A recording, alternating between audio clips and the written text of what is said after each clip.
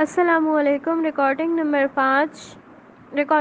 5 مختصر سوالات کنٹینیو ہے۔ کلاس میٹرک سوال نمبر 39 الفاظ معنی۔ جواب نمبر 39 نمبر 1 انتا سامنے لکھا جائے گا تو یا تم۔ نمبر 2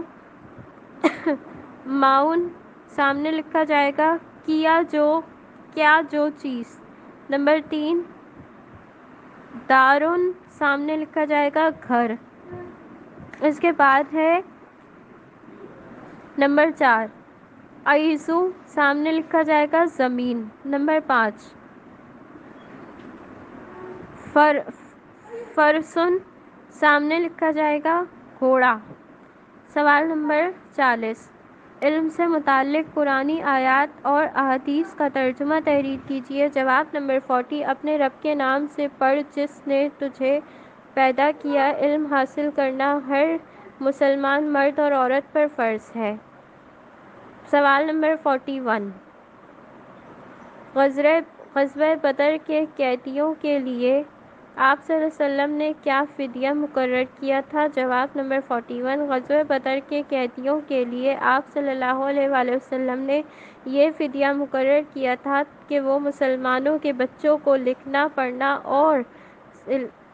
پڑھنا سکھا دیں، اور آپ صلی اللہ علیہ وسلم کے مقرر کردہ اس فدیے کے مقصد قیدیوں کے رحم دلی کا برتاؤ اور علم کی ترجیح تھا۔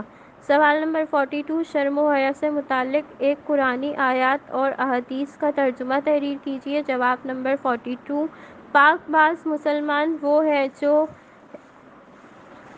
عفیف اور پاک باز۔ حدیث کا ترجمہ شرم و حیا ایمان کا جز ہے۔